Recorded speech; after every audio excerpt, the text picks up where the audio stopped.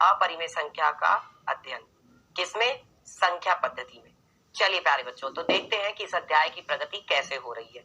इस अध्याय में बच्चों हमने सबसे पहले क्या पढ़ा था? इसमें हमने पढ़ा था संख्या पद्धति के बारे में, उसका एक परिचय। फिर हमने पढ़ा दो परिमेय संख्याओं के बीच में n परिमेय संख्याएं ज्ञात करना। और इसके बाद बच्चों अब हम पढ़ेंगे अपरिमेय संख्याएं, फिर संख्या रेखा पर अपरिमेय संख्या का निरूपण। उसके बाद पढ़ेंगे वास्तविक संख्या और उनके दशमलव प्रसार। इसके बाद उत्तरोत्तर आवर्धन पराक्रम के उपयोग के द्वारा वास्तविक संख्याओं के निरूपण को देखना और वास्तविक संख्याओं पर संक्रियाएं, और सबसे लास्ट टॉपिक होगा वास्तविक संख्याओं के लिए घातांक नियम। तो आज की क्लास में हम लोग क्या सीखने जा रहे हैं बेटा? आज की क्लास में हम लोग सीखेंगे एक तो अपरिमेय संख्या क्या होती है, दूसरा वास्तविक संख्या क्या होती है, और तीसरा हम सीखेंगे संख्या रेखा पर अपरिमेय संख्या का निरूपण, यानी कि उसको दिखाना। निरूपण का मतलब होता है बच्चों दिखाना, ठीक है। अब सबसे पहले तो पूर्व कक्षा का दौरान, यानी इससे पिछली क्लास जो थी, तो बेटा इससे पिछली क्लास में हमने संख्याओं के बारे में जाना था। संख्याएं कौन कौन सी होती हैं एक बार दोहरा लेते हैं फटाफट। तो बच्चों संख्याएं होती हैं हमारे पास सबसे पहली संख्या है हमारे पास प्राकृतिक संख्याएं। अब आप लोग मुझे जल्दी से बता दीजिए क्या होती हैं प्राकृतिक संख्याएं, फटाफट क्या होती हैं प्राकृतिक संख्याएं। उसके बाद हमने दूसरे नंबर पर पढ़ी थी बच्चों पूर्ण संख्याएं। किन संख्याओं को हम पूर्ण संख्याएं कहते हैं बताइए। फिर तीसरे नंबर पर हमने पढ़ी थी बच्चों पूर्णांक। तीसरे नंबर पर हमने क्या पढ़ी थी? पूर्णांक। फिर इसके बाद हमने पढ़ी थी बच्चों भिन्न संख्याएं।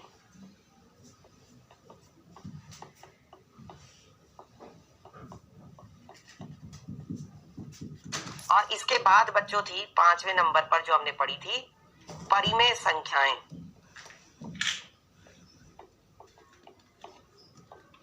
परिमेय संख्याओं के बारे में हमने बहुत कुछ जाना था। अब आप मुझे बताइए कौन सी संख्याओं को हम प्राकृतिक संख्याएं कहते हैं। जल्दी से एक बार दोहरा लेते हैं बेटा फटाफट। देखो जो संख्याएं गिनती गिनने के काम में आती हैं उन्हें प्राकृतिक संख्याएं कहते हैं, और इसको हम n से प्रदर्शित करते हैं। कहां से शुरू होती है बेटा गिनती? 1 से शुरू होती है। 1 के बाद 2, 2 के बाद 3, 3 के बाद 4, 4 के बाद 5, 5 के बाद 6, 6 के बाद 7, 7 के बाद 8, 8 के बाद 9, और ये चलती जाती हैं कहां तक? अनंत तक, अनगिनत रूप से चलती जाती हैं।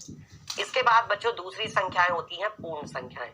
पूर्ण संख्याएं कौन सी होती हैं? अगर हम प्राकृतिक संख्याओं के समूह में, यानी 1, 2, 3, 4, 5, 6, 7, 8, 9, अगर इन संख्याओं में हम कौन सी संख्या को मिला दें, अगर इन संख्याओं के साथ हम 0 को भी रख दें तो क्या होगा? इस संख्या समूह को हम पूर्ण संख्याएं कहेंगे और इसको हम W से प्रदर्शित करते हैं, ठीक है। इसके बाद बच्चों हमने पढ़ा था कि अगर हम पूर्ण संख्याओं के साथ किसको रख देते हैं, यदि हम पूर्ण संख्याओं के साथ ऋणात्मक संख्याओं को भी रख देते हैं। देखो बेटा अगर हम क्या करें बच्चों, अगर हम पूर्ण संख्याओं के साथ ऋणात्मक संख्याओं को भी रख देते हैं। कौन कौन सी ऋणात्मक संख्याएं? जैसे आपके पास हो गया -5, -4, -3, -2, -1, 0, 1, 2, 3, 4, 5, ठीक है। और इस तरीके से ये इधर की तरफ भी चलती जाती हैं। तो जो ये संख्याएं होती हैं इधर की तरफ भी चलती जाती हैं। इन सभी संख्याओं को बच्चों हम कहते हैं पूर्णांक संख्याएं, क्योंकि इसको हम पूर्णांक कहते हैं। इंटीजर्स i से हम इसे प्रदर्शित करते हैं, ठीक है। इसके बाद बच्चों कौन सी संख्याएं आती हैं? इसके बाद संख्याएं आती हैं भिन्न संख्याएं। क्या होती हैं? देखो जब हमें किसी संख्या का हिस्सा बताना होता है या भाग बताना होता है तो उन संख्याओं को हम कहते हैं भिन्न संख्याएं। जैसे मेरे पास एक रोटी है और एक रोटी के मुझे 2 हिस्से करने हैं, तो मैंने क्या किया? 2 हिस्से किए एक रोटी के, तो हम क्या लिखेंगे? एक रोटी के 2 हिस्से। अब मेरे भाई ने खाया है 2 में से 1 हिस्सा और मैंने खाया है 2 में से 1 हिस्सा, तो ये 1/2 क्या है? हिस्सा बता रहा है। तो जब भी हिस्सा बताना होता है, भाग बताना होता है, तब हम कहते हैं भिन्न संख्याएं, यानी कि 1/2, या जैसे कि आपका 3/4 है, या जैसे कि आपका 5/6 है, ये सब जो संख्याएं हैं, ठीक है। इसके बाद बच्चों अगली होती है परिमेय संख्याएं। क्या होती हैं परिमेय संख्याएं? कोई बच्चा बताना चाहेगा? वो देखो भिन्न संख्याएं तो होती ही होती हैं। अब बात कर रहे हैं परिमेय संख्याओं की। परिमेय संख्याएं किसे कहते हैं बेटा? वो सभी संख्याएं जो p बटे q के रूप में प्रदर्शित करी जा सकती हैं या पहले से ही p बटे q के रूप में होती हैं। शर्त यह है कि q जो है वो 0 के बराबर नहीं होना चाहिए। अगर q 0 के बराबर हो गया तो फिर वो आपकी संख्या परिमेय संख्या नहीं होगी। q 0 के बराबर नहीं होना चाहिए। ठीक है, तो वो संख्याएं जो पहले से p बटे q के रूप में नहीं है, लेकिन अगर आप उन्हें p बटे q के रूप में बदल सकते हैं तो वो प्यारे बच्चों परिमेय संख्याएं होंगी। ठीक है, चलिए आगे बढ़ते हैं। इसके बाद हम लोग अब बात करेंगे बच्चों अपरिमेय संख्याओं की। क्या होती हैं अपरिमेय संख्याएं? तो बच्चों देखो, अपरिमेय संख्याओं में सबसे पहले बात आती है कि भाई वो सभी संख्याएं जिन्हें हम p बटे q के रूप में नहीं बदल सकते या जो p बटे q के रूप में नहीं होती है ना, उन सभी संख्याओं को हम अपरिमेय संख्याएं कहते हैं। या आप ऐसे भी कह सकते हैं कि जो संख्याएं परिमेय संख्याएं नहीं होती, आप ये भी बोल सकते हैं वो सभी संख्याएं जो परिमेय संख्याएं नहीं होती अपरिमेय संख्याएं होती हैं। अपरिमेय संख्याओं को बच्चों हम लोग कहते हैं इररेशनल नंबर्स। क्या कहते हैं बच्चों? इसको हम इररेशनल नंबर्स कहते हैं। ठीक है, और दूसरी बात क्या है बच्चों? ये जो इररेशनल नंबर्स हैं इनमें बहुत मजे की बात होती है। बेटा देखो, हमारे पास क्या होता है, जैसे हमारे पास पाई है, पाई के ऊपर बहुत जो है ना मजा आता है सोचने में समझने में। हम लोग पाई का मान जो है कई बार बहुत बार हम लोग पाई का मान 22/7 लिखते हैं और हम ये देखते हैं कि भाई 22/7 तो p बटे q के रूप में है ना। हम ये देखते हैं कि जो 22/7 है वो तो p बटे q के रूप में है, तो इसका मतलब 22/7 तो क्या हो गई? परिमेय संख्या। तो फिर तो पाई भी परिमेय संख्या हुई, क्योंकि हम तो पाई का मान 22/7 लिखते हैं।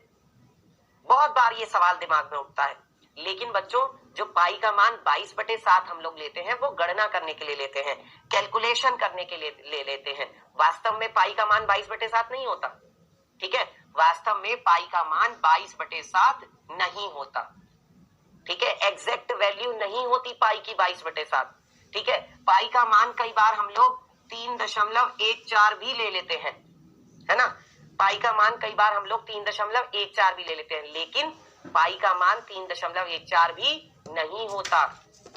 एग्जैक्ट अगर मैं बात करूं तो ये तो हम कैलकुलेशन करने के लिए ले लेते हैं, गणना करने के लिए ले लेते हैं, पर ऐसा वास्तव में नहीं होता। ठीक है, अब अगर बात की जाए कि भाई फिर पाई का मान होता क्या है, तो बेटा पाई का जो मान है वो वास्तव में ये भी नहीं होता। सुन लो ध्यान से, पाई का जो वास्तविक मान है वो तो कोई बता ही नहीं पाया है आज तक। जो उसका एक्चुअल वैल्यू है, बिल्कुल सटीक मान जो है, वो तो कोई आज तक बता ही नहीं पाया है। हालांकि सुपर कंप्यूटर से भी दशमलव के बाद करोड़ों अंकों तक पाई का मान निकाला जा चुका है। मैं बोल रहा हूं करोड़ों अंकों तक, लेकिन तब भी पाई का मान कोई नहीं बता पाया है। ठीक है, तो बेटा पाई का मान होता है 3.1415926 और ये चलता जाता है बच्चों पता नहीं कहां तक, ये रुक ही नहीं रहा है। और इसमें किसी अंक की आवर्ती भी नहीं हो रही है, रिपीट भी नहीं कर रहा है कोई अंक। तो हम ये कहते हैं कि भैया हम इसको p बटे q के रूप में बदल ही नहीं सकते।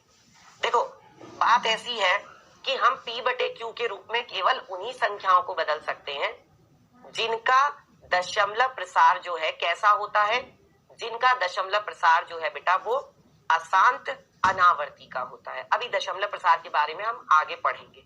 ठीक है, अभी फिलहाल मैं आपको एक सिंपल बात बता दे रहा हूं कि जिनका दशमलव प्रसार चलता जाता है, रुकता नहीं है और कोई अंक रिपीट भी नहीं करता, वो अपरिमेय संख्याएं होती हैं। यहाँ पर पाई का जो मान है वो चलता जा रहा है दशमलव के बाद और इसमें कोई अंक रिपीट भी नहीं कर रहा है, बार बार नहीं आ रहा है। इसलिए बच्चों इसको हम p बटे q के रूप में नहीं बदल सकते। पाई को हम p बटे q के रूप में नहीं बदल सकते, इसलिए पाई जो है बेटा एक अपरिमेय संख्या है। अब इसके बाद बच्चों एक संख्या आती है आपकी √2। या आपकी संख्या होती है वर्गमूल 3, या आपकी संख्या है वर्गमूल 5, या आपकी संख्या है वर्गमूल 7। तो ये जो संख्याएं हैं, ये संख्याएं कौन सी हैं? जो √2 है, √3 है, वर्गमूल 5 है, वर्गमूल 7 है, ये सभी संख्याएं कैसी हैं? बेटा ये सभी संख्याएं भी अपरिमेय संख्याएं हैं, क्योंकि इनके जो मान होते हैं वो भी इसी तरीके से होते हैं, दशमलव के बाद चलते जाते हैं और अंकों की आवर्ती भी नहीं होती। वह हम लिखते कहां तक है भाई? √3 का मान हम लोग लिख देते हैं 1.7321 इस तरीके से, पर ये ऐसा नहीं कि यहीं तक है, ये चलता जाता है। वर्गमूल 2 का मान लिखते हैं हम 1.414 और ये भी चलता जाता है। ठीक है, तो बच्चों हम ये देख रहे हैं कि इनको हम P/Q के रूप में नहीं बदल सकते, इसलिए ये सभी संख्याएं क्या है? अपरिमेय संख्याएं हैं। ठीक है, समझ में आ रहा है सबको? चलिए इसके बाद बच्चों बात करते हैं जो और हमारे पास संख्याएं अवेलेबल हैं, उनको हम कहते हैं बच्चों वास्तविक संख्या। अच्छा, वास्तविक संख्याएं कौन सी होती हैं? बेटा जी देखो, जो हमारे पास वास्तविक संख्याएं हैं वो हमें कब मिलती हैं? वास्तविक संख्याएं, वास्तविक संख्याओं में कौन कौन सी संख्याएं आती हैं बच्चों? वास्तविक संख्याओं में 2 तरह की संख्याएं आती हैं। एक तो आती है बच्चों कौन सी संख्या? एक आती है आपकी परिमेय संख्या, एक आती है आपकी बच्चों परिमेय संख्या, और दूसरी कौन सी आती है बच्चों? दूसरी आती है आपकी अपरिमेय संख्या।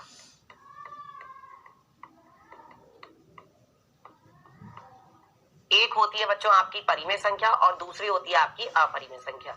अगर हम परिमेय संख्या और अपरिमेय संख्या को मिला देते हैं तब जाकर के हमें वास्तविक संख्याएं मिलती हैं।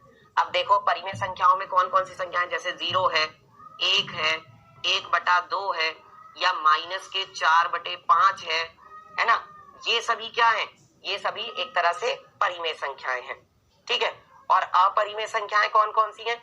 अपरिमेय संख्या में जैसे पाई हो गया, वर्गमूल 2 हो गया, वर्गमूल 3 हो गया, ये सब क्या है बच्चों? ये सब आपकी अपरिमेय संख्याएं हैं। ठीक है, तो परिमेय संख्याओं और अपरिमेय संख्याओं के समूह को अगर एक साथ मिला दिया जाए तो उनको हम कहते हैं बच्चों वास्तविक संख्याएं। उनको हम क्या कहते हैं? वास्तविक संख्याएं कहते हैं, यानी कि रियल नंबर्स। ठीक है, और अब हम बात करेंगे किसकी? अब हम बात करेंगे वास्तविक संख्या रेखा की। सॉरी, अब हम किसकी बात करेंगे? वास्तविक संख्या रेखा की बात करेंगे। ठीक है, तो कौन सी संख्याएं होती हैं जिन्हें हम वास्तविक संख्या रेखा पर प्रदर्शित कर सकते हैं? भाई वास्तविक संख्याओं को ही तो वास्तविक संख्या रेखा पर दिखाएंगे। तो सबसे पहले चलिए यहाँ पर एक संख्या रेखा बना लेते हैं बच्चों। ठीक है, अब हमें चाहिए एक पैमाना। मैंने पैमाना ले लिया और यहाँ पर एक लाइन खींची जाए, यहां से लेके यहां तक। ये देखो, इसको आगे बढ़ा देते हैं। ये देखिए, ठीक है, ये मैंने एक संख्या रेखा यहाँ पर खींची, एक मैंने रेखा खींच ली। और अब क्या करते हैं बच्चों? यहां से ऐसे दिखाएंगे और यहां से ऐसे दिखाएंगे। ठीक है, अब देखो बेटा, आपको यहाँ पर क्या समझना है कि आपको एक इकाई दूरी देखनी है, एक इकाई दूरी। ठीक है, एक इकाई दूरी क्या होती है बच्चों? बिल्कुल बीच में जो होता है दोनों तरफ से। अगर आप बाईं तरफ जाते हो तो बेटा आपको मिलेगा माइनस का अनंत, और अगर आप दाईं तरफ जाते हो बेटा तो आपको मिलेगा प्लस का अनंत। या भाई यही तो होता है, जब हम दाईं तरफ चलते हैं तो हमें धनात्मक सारी संख्याएं मिलती हैं, जब हम बाईं तरफ चलते हैं तो हमें सारी ऋणात्मक संख्याएं मिलती हैं। और इन दोनों के बिल्कुल बीच में, इन दोनों के बिल्कुल बीच में क्या होता है बच्चों? 0, यानी कि 0 होता है ना? दोनों के बीच में क्या होता है? बिल्कुल बीच में 0, यानी कि 0। और बेटा जी, जब हम 0 के कहां चलते हैं? जब हम 0 के दाईं तरफ चलते हैं तो हमें सारी की सारी धनात्मक संख्याएं मिलती हैं। अब आपको यहाँ पर एक इकाई दूरी को ध्यान से लेना है, एक इकाई दूरी को। तो मैं क्या करने जा रहा हूं? स्केल से नाप कर एक इकाई दूरी ध्यान से लूंगा। तो मैंने यहाँ पर एक चिन्ह लगा लिया 1 2 3। ठीक है, और 1 2 3 एक यहाँ पर चिन्ह लगा लिया, और 1 2 3 एक यहाँ पर चिन्ह लगा लिया, 1 2 3 एक यहाँ पर चिन्ह लगा लिया, 1 2 3 एक यहाँ पर चिन्ह लगा लिया, ठीक है। और ऐसे ही हम क्या करेंगे, बाईं तरफ में भी चिन्ह लगा लेंगे। ये देखो 1 2 3, मैं मतलब 1 इकाई दूरी में आपको मैं बता रहा हूं अभी बच्चों, देखो होती क्या है। 1 2 3 और 1 2 3, यस यहाँ पे, ठीक है। अब इसको हटा देते हैं, ठीक है। तो यहाँ पर जो हमने बिंदु दिखाए हैं उनको दिखाते हैं सबसे पहले। तो देखो एक बिंदु तो है यहाँ पे, ये रहा, एक बिंदु है यहाँ पर, ये रहा, एक ये वाला बिंदु है, एक ये वाला बिंदु है और एक ये वाला बिंदु है, ठीक है। और ऐसे ही बच्चों चलो इसको किसी और कलर से दिखा देते हैं। तो एक ये हो गया, एक ये हो गया, एक ये हो गया, एक ये हो गया, एक ये हो गया, ठीक है। और ऐसे ही बाईं तरफ भी दिखाते हैं। देखो एक ये हो गया, एक ये हो गया, एक ये हो गया, एक ये हो गया, ठीक है। अब आपको बच्चों ये ध्यान देना है, ध्यान से सुनो, जो मैं 1 इकाई दूरी के बारे में बता रहा हूं इसको समझो क्या होती है 1 इकाई दूरी। 1 इकाई दूरी का मतलब होता है कि जितनी दूरी आप 0 से 1 के बीच में लोगे, जितनी दूरी आप 0 से 1 के बीच में लोगे, बिल्कुल उतनी ही दूरी आप 1 से 2 के बीच में लोगे। आई बात समझ में? जितनी दूरी आप 0 से 1 के बीच में लोगे उतनी ही दूरी आप 1 से 2 के बीच में लोगे, बिल्कुल उतनी ही दूरी आप 2 से 3 के बीच में लोगे, बिल्कुल उतनी ही दूरी आप 3 से 4 के बीच में और उतनी ही दूरी आप 4 से 5 के बीच में लोगे, ठीक है। और ऐसे ही होता है बेटा, 0 से पहले क्या आएगा, माइनस का 1 आएगा, फिर माइनस का 2 आएगा, फिर माइनस का 3 आएगा, फिर माइनस का 4 आएगा और इधर भी संख्याएं चलती जाएंगी, ठीक है। अब बच्चों ये तो हमारी कौन सी संख्याएं हो गई, देखो 1 से जो संख्याएं शुरू होनी थी वो तो प्राकृतिक संख्याएं हो गई, जो 0 से संख्याएं हो रही हैं वो पूर्ण संख्याएं हैं। तो इनको हम नाम साथ के साथ लिखते चलते हैं। ये वाली जो सारी की सारी संख्याएं हैं ये आपकी कौन सी है बच्चों, प्राकृतिक संख्याएं हैं। ये आपकी बच्चों प्राकृतिक संख्याएं हैं, ठीक है।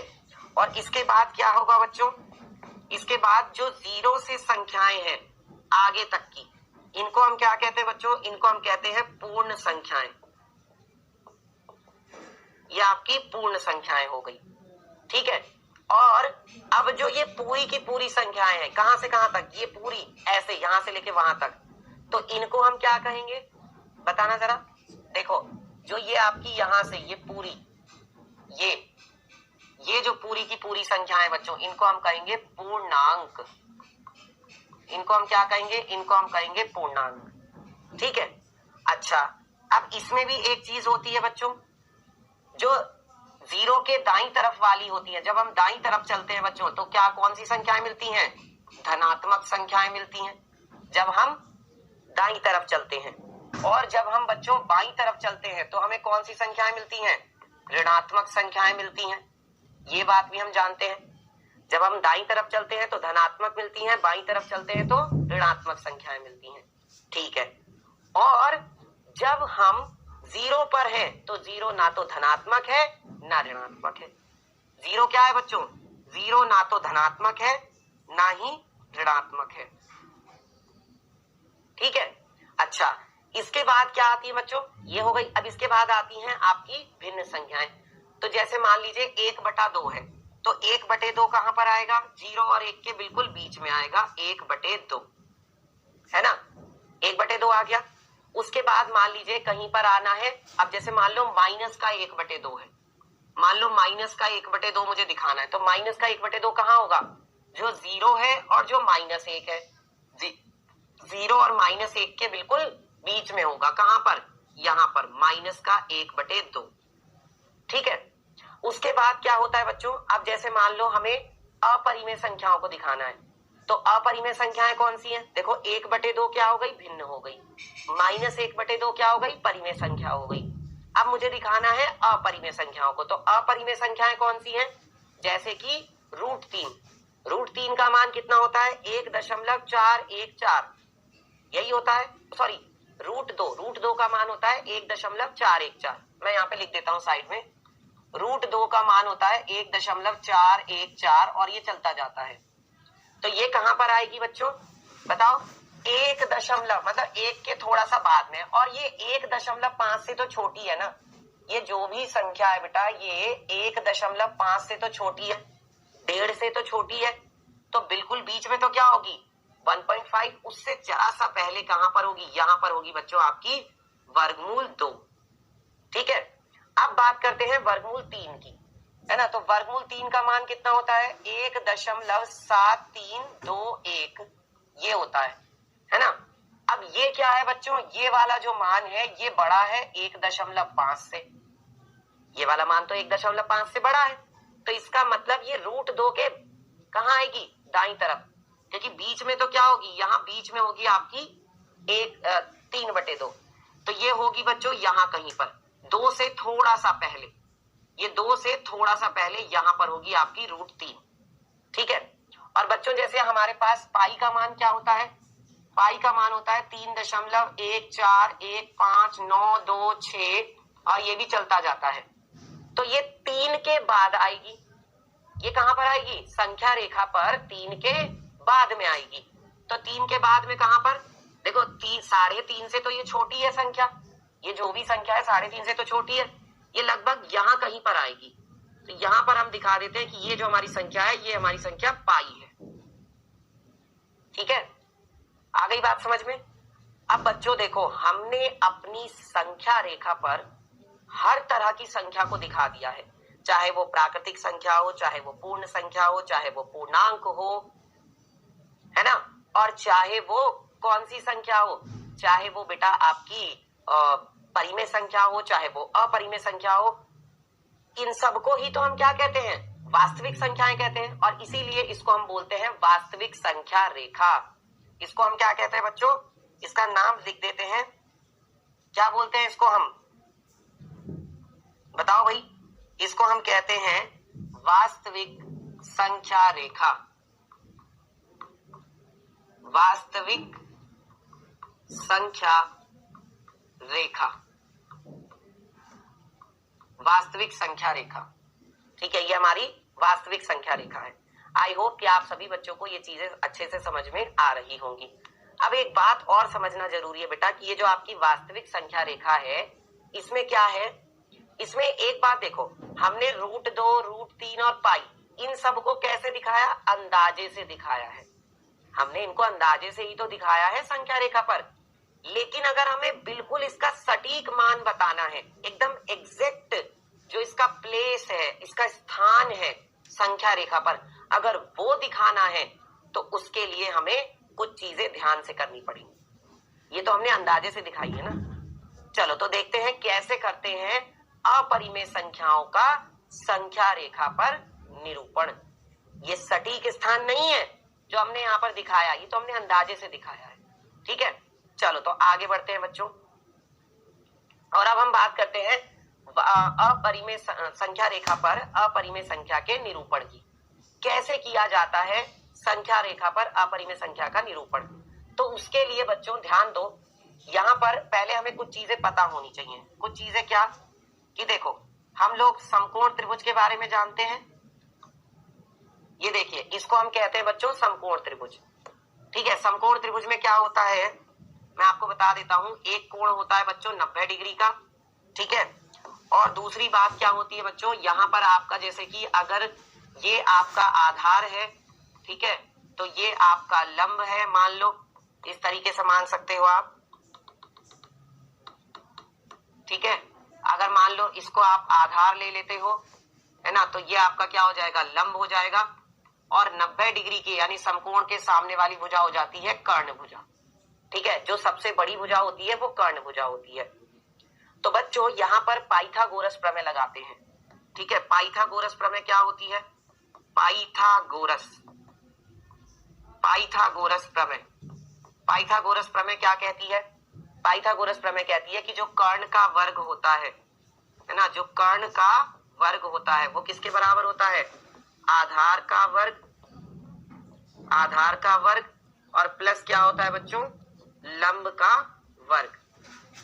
कर्ण का वर्ग बराबर होता है आधार का वर्ग प्लस लंब का वर्ग। ठीक है, अब यहाँ पर मान लो अगर मुझे किसको दिखाना है, अगर मान लो मुझे बेटा 2 को दिखाना है, तो बेटा मैं 2 को क्या लिख सकता हूं, 2 को मैं लिख सकता हूं 1 प्लस 1, क्या नहीं लिख सकता? अगर मैं 2 में 1 में 1 जोड़ूंगा तो मुझे 2 मिलेगा।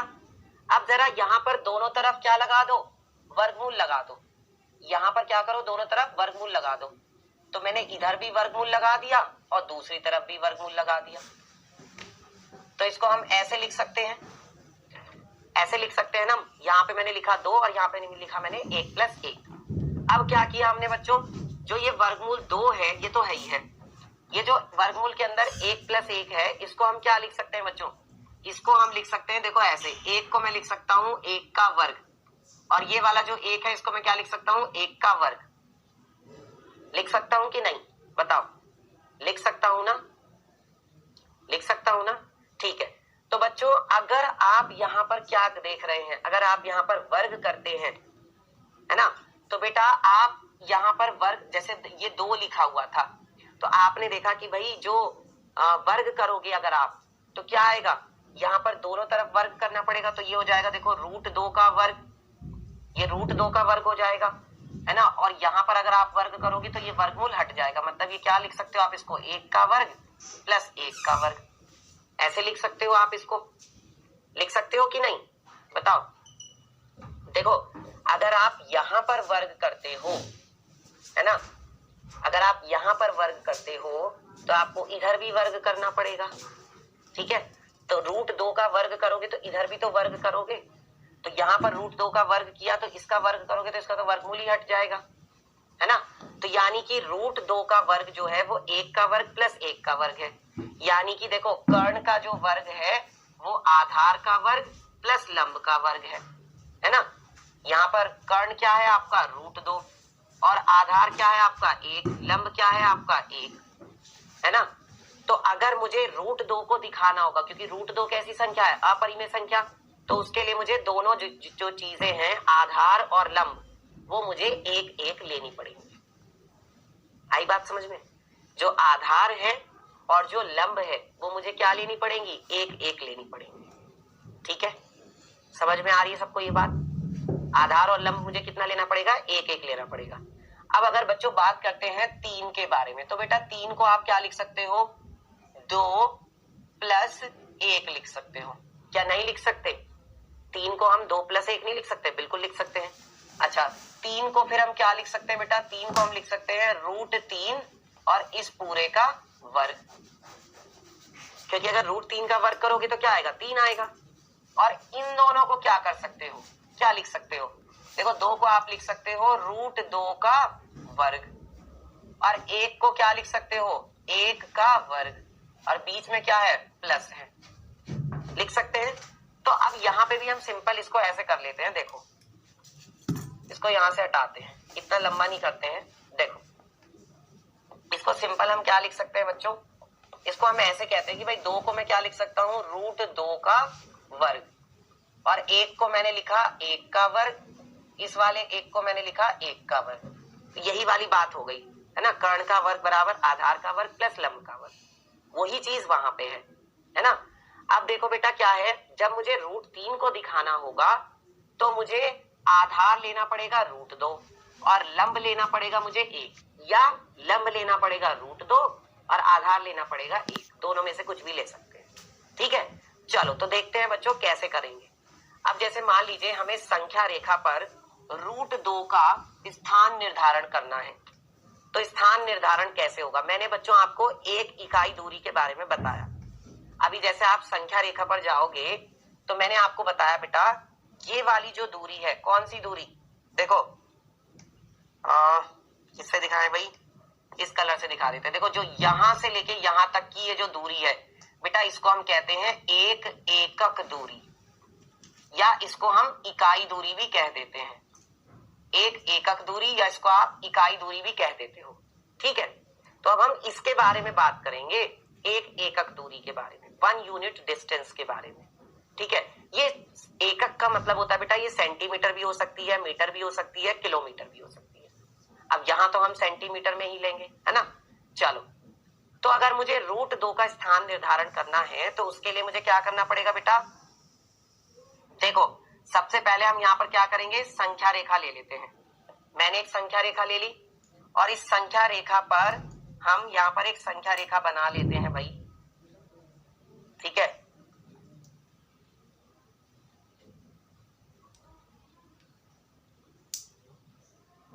ठीक है, इसको हटा देते हैं और ये देखो इधर से दिखा दिया और इधर से दिखा दिया।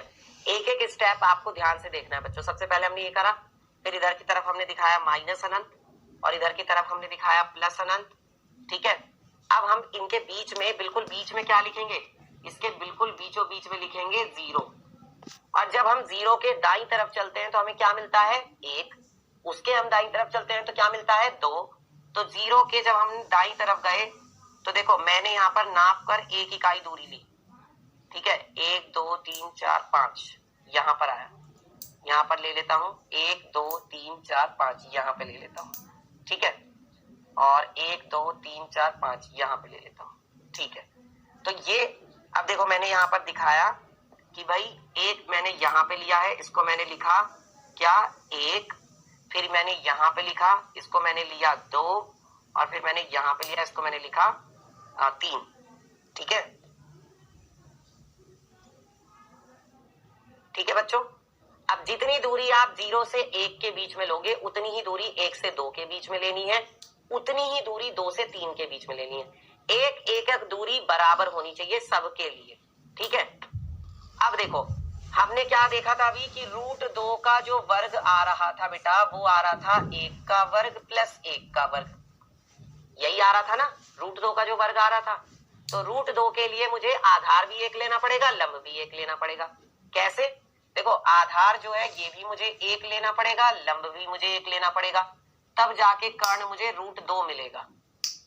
आई बात समझ में, तब जाके मुझे कर्ण क्या मिलेगा √2। तो इसका मतलब मैं जो ऐसे वाली दूरी है ये एक एकक दूरी ले ली मैंने 0 से लेकर 1, ठीक है। तो मैं इसको दिखा देता हूं यहाँ पर, 0 से लेकर 1 एकक दूरी ये मैंने ले ली, ठीक है। समझ में आ रहा है। अब इसके बाद क्या करेंगे, ये मैंने 0 से लेकर 1 तक एक एकक दूरी ले ली। अब आपको बेटा यहाँ पर क्या कितने डिग्री का कोण बनाना है, 90 डिग्री का कोण बनाना है।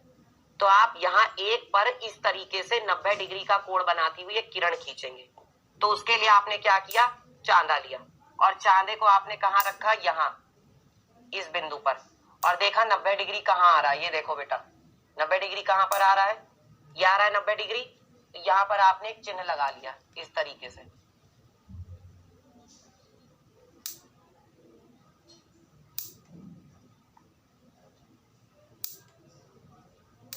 ठीक है। इसको थोड़ा छोटा कर लेते हैं, चलो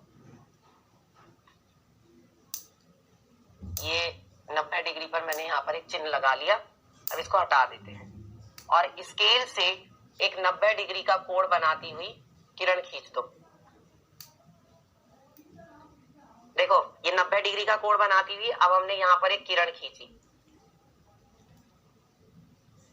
ये देखिए, ठीक है। इसको हटा देते हैं, ये 90 डिग्री का कोण बनाती हुई मैंने एक किरण खींच दी। अब बेटा देखो मैंने ऐसे तो आधार तो 1 ले लिया, अब मुझे लंब भी कितना लेना है, 1 लेना है। तो 0 से 1 के बीच में की दूरी को तो एक एकक दूरी कह रहे हैं, जितनी ये वाली दूरी है उतनी ही ऐसे ले लो। तो उसके लिए क्या करना पड़ेगा, प्रकार चाहिए। प्रकार लिया और इसको हम कहाँ पे रखेंगे, 0 पर रखेंगे और 1 पर रखेंगे। 0 और 1 पे रखा हमने प्रकार को। और अब हम क्या लगाएंगे बच्चों, चाप लगाएंगे। कहाँ पर, इस 1 पर रखेंगे और इसको हम यहाँ पर देखो इस तरीके से चाप लगाएंगे ए। ये देखिए मैंने एक चाप लगा दिया चाप। अब जहां पर ये हमारी किरण को काट रहा है, ठीक है, उसको कोई और नाम दे दो। जैसे इसको आप नाम दे दीजिए ए बिंदु, इसको आप नाम दे दीजिए बी बिंदु। और अब आप क्या करेंगे, 0 से बी को मिलाएंगे। अब आप क्या करेंगे भैया, 0 से बी को मिला दो। तो आप इसको ऐसे भी मिला सकते हो, मैं दिखा देता हूं। ये देखिए यहां से यहां इसको मिला दो, ये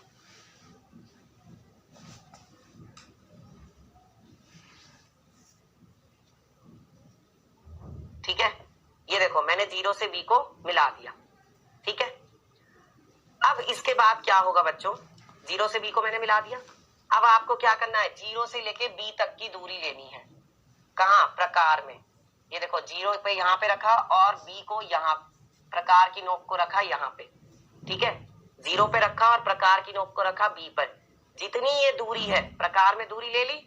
अब इसको लाओ नीचे की तरफ, नीचे की तरफ लाओ और संख्या रेखा पर एक चाप लगा दो। ये लगा दिया और अब इसको हटा देते हैं। संख्या रेखा पर हमने क्या लगा दिया है, चाप लगा दिया है।